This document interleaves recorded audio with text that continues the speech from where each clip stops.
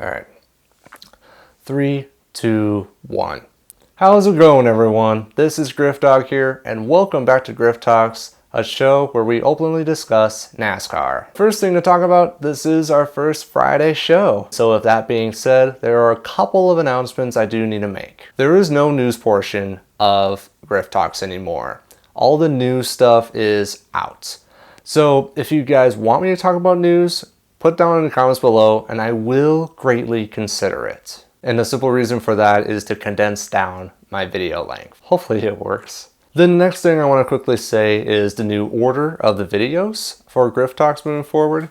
The order now is announcements. I'll talk about announcements first.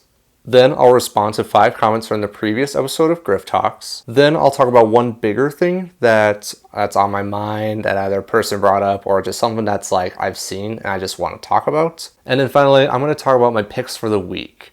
So every weekend when there's a race, I'll say who I think will win the race and why. Also, I hope you guys are enjoying my content this week. As you know, from Monday, I've been posting a video each day of the week to commemorate Speed Weeks. I still have one more video to go, and that is on Saturday, but it will be the night after the Xfinity race. Hope you guys enjoy that, and guys are that much closer to Daytona. It's gonna be great. But because of this work overload, I am going to take next week off. I'm gonna rest, I wanna refresh my mind so that in the next few weeks, I can go at it with some new content. But for the next episode of Grifftalks, which you will see not next Friday, but the Friday afterward, I will still respond to comments from this episode. So if you guys have anything you wanna ask or anything you wanna add input into, please feel free to comment down below. And so speaking of comments, let's respond to 5 comments right now. First question comes from Derek Hamill. Derek asked, who's your favorite Xfinity driver? So my favorite Xfinity driver is Darrell Wallace Jr. I love the car and I love Darrell Wallace Jr. himself. I especially love it when he had that little rock band with Ryan Blaney. Darrell Wallace Jr. is a great driver. He's definitely one of those drivers where it's like, I love him, but I did not like the team he was part of. That was back in the day, Kyle Busch Motorsports. And I am really disappointed that he does not doing so well in the Xfinity series. Our next commenter comes from 48 Boss Gaming, and he asked, when do I think I will get 3,000 subscribers? I don't really care about that, honestly. I'm going to get to the subscribers when I get there. But right now, I'm going to focus on my content, I'm going to focus on why I made this YouTube channel, and I'm going to keep working hard at that. We'll cross that path whenever we get to there, but for right now I'm enjoying the fact that I do have 2,000 subscribers, and again I thank you guys for getting me there, so I greatly appreciate it. Our third comment comes from Mario's Minions, and he asked, does it worry me that the Daytona 500 entry list is only at 42? Yes, it does. It absolutely worries me that it is at 42, because you're right, back in the day that wouldn't even fill up a list or like a field of 43 because as you know 42 is less than 43. But the one thing to keep in mind too was that even in the good old days of NASCAR, for example the 2004 Daytona 500, only 45 cars entered that field. That's still more than now, but only 2 cars went home in that year's Daytona 500. You could say that there are some high years and some down years in NASCAR, and you could say this year is a down year in NASCAR, but it's just one of those things where it's like I feel like it's in a continued downward spiral, but I hope it does kick up again. And I really hope this year there is that new spark. More fans can come, more people can join, and hopefully the price can go down too to get into NASCAR. That would be greatly appreciated as well. Our next commenter is from FupBup, the cool username by the way, and he asked, do I think that NASCAR will go to different tracks and get rid of some of the tracks that aren't that popular? I hope so, but logically I don't think so. Now, if I were the new owner of NASCAR, what I would do is it would be like a 30 race schedule, but each track is only going to go to once. So like Dover only have 1 race, Kansas will only have 1 race, but that also means Daytona will only have 1 race and Talladega will only have 1 race. And the reason is that because I'm modeling off of the World of Outlaws, and the way how the World of Outlaws schedule is they go to so many places across the United States, but they only do it once. So I think if NASCAR follows that schedule, they can go to more unique places, but they only do it once, making that one trip all the so more popular. I think it'd be preferable to have one sold out Dover race than having two not so popular sold out Dover races. And I think it'd be cool too if the Cup Series can go to like Lime Rock Park or some other track in general. I don't know. We just need some more spice, some more flavor on where we go for NASCAR races. And then the final commenter is from Tom Todd.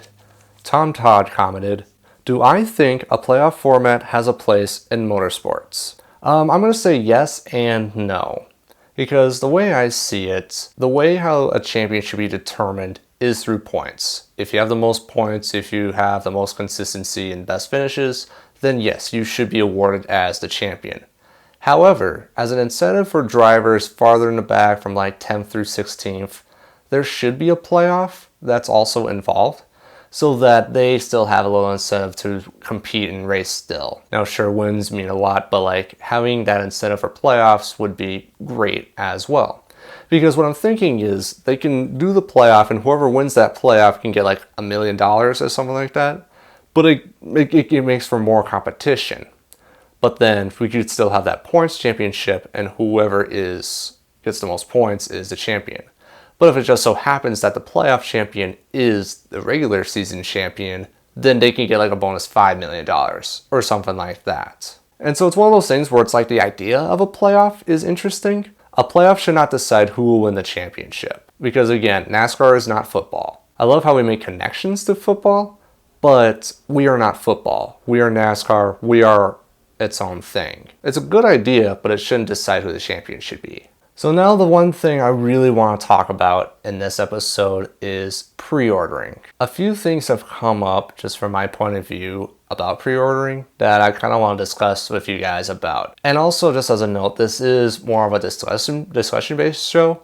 And so take everything I say with a grain of salt. And I would also like to hear what you guys have to say about pre-ordering in the comment section down below. To start this discussion on pre-ordering, let's just talk about the definition of pre-ordering. And so the definition is an order of an item of merchandise that is before it is available with the understanding that it will be shipped later. So the reason why pre-ordering exists is because it is used as a way so that people don't get disappointed if they go to a store or something like that and they realize that something is sold out due to high demand. What pre-ordering does is that it guarantees consumers that they will get their item and it'll be shipped to either them or the store, and then the consumer can go and pick it up. What it also does is that it allows manufacturers and sellers to determine and gauge how high of a demand their product is. And then they can decide either to make more of the product or shrink down the amount of product they're going to make,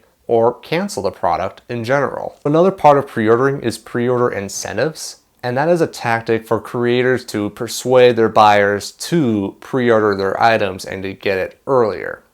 And so some common ways of doing the pre-order tactics is by either having a discount on the price so that if you pre-order it, you get it cheaper than when it's finally out in the stores. You get added perks, so like if it's a gun game, you can add guns, or you get maps or other things like that added to the game when you pre-order. And then the other way is you can get it earlier. There's earlier releases so that pre-ordered people get to play it before other people do. So there are two goods of pre-ordering. And so the first good is that creators have an idea of how high of a demand the product would be. And then the other upside is that the consumer is guaranteed a copy of that product. But the one big bad reason why pre-ordering is not good, and it is actually the reason why I never pre-order until recently, I'll talk about that later, but it's because of uncertainty. There are two parts of this I want to talk about. First part is video games, and then the second part I'm going to talk about is Lionel Racing. And before you jump into any conclusions, I love Lionel Racing and I fully support Lionel Racing. So before you guys jump to conclusions, just note that I am full support of them, but there are some things I do want to talk about with them. So right now, the only video game that I play hardcore right now is on the Xbox One is Call of Duty Black Ops, the first one. And the reason why I do is because it is the most complete game I like out there that's recent. Now, yes, Black Ops does have DLC and stuff like that, But with the original perks that Call of Duty Black Ops had, like the maps and the zombie mode and whatever, that's what got me interested in it, and that's why I love playing it. And I don't like play it like religiously, but I do play it on a more frequent base. And the reason why is because it felt so complete. But nowadays, it's like you get either 2/3 of a game or 3/4 of a game, or not even that. And so because of that, consumers and creators rely on patches and DLC, which is downloadable content, to make the game work and to make it feel like it's complete. And unfortunately, that's where NASCAR Heat Evolution comes into play. Now, I want to make this clear. I have nothing against the creators of NASCAR Heat Evolution. I bet they are great people, and I thank them so much for actually attempting to make a video game. My problem though, what I'm going to critique and talk about is what they've made, the actual final piece. I'm not talking about them, I'm talking about the final product. NASCAR Heat Evolution right here. And so honestly, in my opinion, it just did not feel complete. Like there are some very missing pieces in the game that I really wish that they could add. So yes, I did buy it for $60. I felt like I did get shafted, yes. But I did not buy any DLC. If there's free DLC, then yeah, I'll take it because, I mean, it's free. But the reason why I did not purchase any DLC is because it is just not worth it. And as you guys have known me, I am huge on quality and completion. And what I mean by completion as in like having everything come full circle. In my opinion, one of the best NASCAR games on a console that's ever been made is NASCAR Thunder 2004 right there. And the reason why it is so good is because you had quality racing, you had those in-depth cutscenes, so you had like Joe Moore and Barney Hall say their spiels before and after the race. You also had the winner's circle where they go into victory lane and they party and stuff like that. And you also had unlockables, and you can unlock paint schemes, legendary drivers, tracks, sponsors for your creator car, and so much more. And the best part, it was only $50. And the reason why that's so is because EA Sports knew that they could make this game, and they know that once they release it, they can't go back. They can't like recall it, add a patch or two, and then throw it back out. They got to make this one game as a whole and then ship it out. And it's on a disc too. It's not via download. And so that's where pre-orders come into play. Because with pre-orders, the money is then given to the company, thus they don't feel like they need to actually finish the game, and then they could release 3/4 of a game. So if I were a video game maker, which unfortunately I can't be because I know nothing about computer coding, but if I can create a NASCAR video game, it would be a lot like NASCAR Thunder 2004. Plenty of paint schemes, plenty of racing, making sure all the contacts and all the racing is good. And I want to make sure it all is fluent together because again, I'm all about that quality. But the one big thing I would do too is with the unlockables, I would give you guys, the consumers, a choice. I would either have the unlockables be like an unlockable where you like go deep into the game and then if you beat a bunch of things, then you can unlock it, or make it DLC.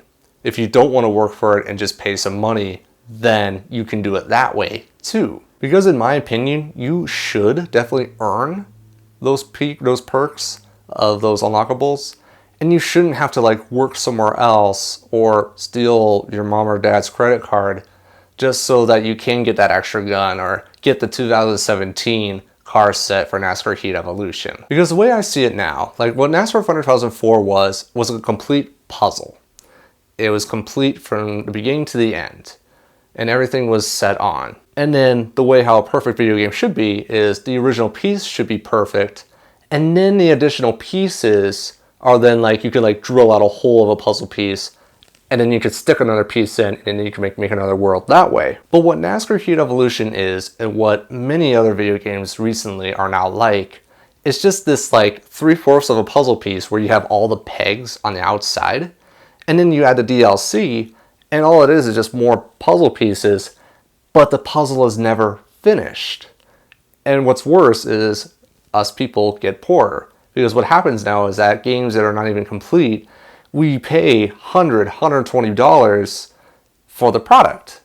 And the quality is just down the shaft. And that is just not satisfying. And because of that, I just don't play video games anymore. Now, the other thing I want to talk about too is Lionel Racing. And I've already said it before and I'll say it again, Lionel is doing a great job. They're doing some great work.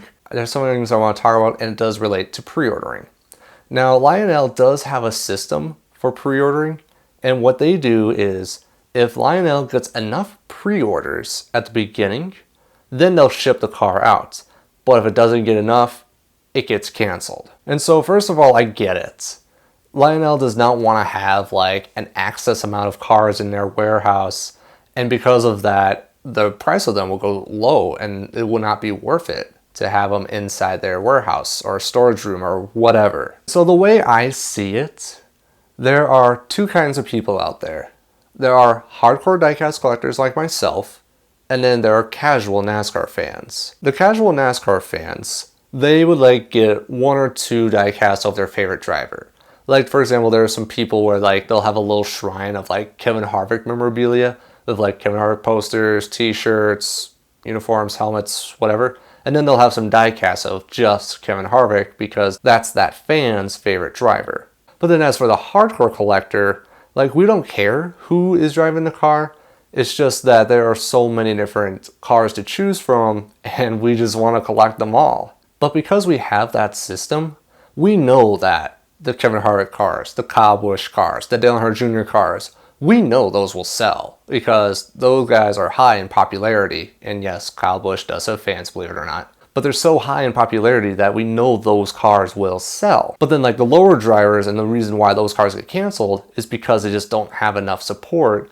But those cars will look so cool as a diecast. Now, I don't know how Lionel works, but if I were in Lionel's shoes, I would have like a two-tier system. One for a light release, and then a heavy release. A heavy release would be normal. Like, if it gets enough pre-orders, then it can go out, ship out everywhere, and then it'll be online and at your local dealer. But then for light releases, what I would say is just make like a few and just have them out. And then if those cars end up selling really well, then you can make more and then you could be able to make a profit. But it works both ways, because not just will you be able to make a profit, but if it goes the other way where you make some but it doesn't sell as well, you wouldn't have so many remaining in the warehouse. But the one thing I just have to praise Lionel for that I'm really, really glad that they did is they created that Lionel Authentics line, which started in 2016. Yeah, just as a little side note, Lionel, and if Lionel does watch this at all, because of your move to doing Lionel Authentics in 2016, I started collecting diecasts heavily again. Because for a while lately, I really haven't. But because there are so many good quality cars in stores now, I'm able to buy a bunch, and my collection has grown thanks to that move. The other thing that Lionel has done recently that I have loved is that whenever they do cancel a car because it didn't have that many pre-orders, they resurrect it and they put it into the authentic line. And so far they've done it 4 times. David Reagan's Shriner car, Ryan Reed's Xfinity car, Tony Stewart's Brownie car, the Nature's Bakery Brownie car, and Casey Kane's Darlington Throwback car. All 4 of those cars were canceled by Lionel because it didn't have that many pre-orders.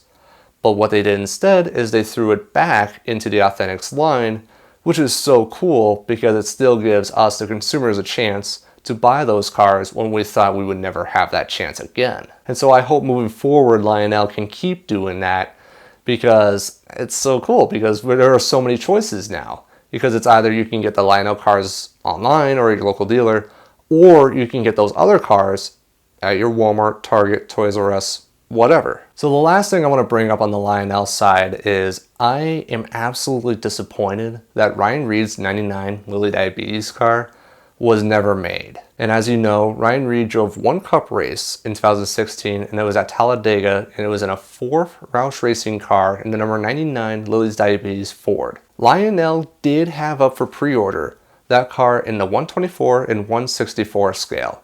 As a side note, I only collect 164s. I don't really care as much about the 124. But because not that many people pre-ordered it, Lionel was forced to cancel that, and a bunch of people, including myself, were highly disappointed that car was not made. If I have a huge suggestion for you, Lionel, if you could put that car into the Authentics line, I would buy 5 of them. Seriously, I will buy 5 of them, and then I will show them to you just to prove how much that car is actually worth. Oh boy, I kind of hope it doesn't work now. But again, I love that car, so I really hope it works. But so because of this new pre-ordering process, as you guys have seen on my social media, I sent out a PSA to have the 23 Grey Gaulding's Dr. Pepper car, have that car be pre-ordered. And the reason why I did that was because I thought that car was going to go down under. And I thought it was going to get canceled because I thought it wasn't going to get much support. This last time I checked, that car is one of the best sellers as of right now. I mean, I don't know if it's because of me or what, but that car, it sounds like it's not going to get canceled. So in conclusion, I understand why pre-ordering exists. It's more knowledge for the consumer and more knowledge for the creator. I just wish that the creators put more effort and passion into what they're creating. And that's just for video games, by the way. And moving forward, I will only pre-order cars that I feel like might potentially go down under. For example, it was just released today that Corey LaJoie's 83 Dustless car is up for pre-order as well. I'm not going to pre-order it just yet, but I feel like that is a potential car that might go down under that shouldn't. And so if you guys haven't already, check out that car, pre-order it, and let's get that car out from below. Support those local drivers. And so that's all I have to say about pre-ordering. If you guys have your own opinions, or if you agree or disagree with what I have to say, please let me know in the comment section down below. I might respond to 1 or 2 of those in the next episode of Grifftalks. And finally, quickly to wrap up this video, I want to talk about my 3 picks for this weekend. As all 3 series, the Trucks, Xfinity, and Cup Series will start their seasons at Daytona. For the Truck Series, I have Christopher Bell. I think Kyle Busch Motorsports will get off on a good foot, and I think Christopher Bell will get his first Super Speedway win, and it'll come at Daytona on Friday. For the Xfinity Series, I got Brad Keselowski. He is a strong Super Speedway racer. And with the lower downforce, I think Brad Keselowski will get the job done, and the 22 car will go to victory lane. And then finally in the Cup Series, as I mentioned in my predictions video on Monday, Kyle Larson will win the Daytona 500. He'll be there at the right place at the right time, and he will get his 2nd career win and his 1st win at the Daytona 500. So that'll wrap things up here. Look out for one more video tomorrow night. Then I am off next week. I will not be on YouTube. I will go on social media once just to put in my picks for Atlanta, but that's it. If you guys haven't followed my social media, please do so. And thank you guys so much for watching. Like, comment, and subscribe for more. And as always, I will see you next time.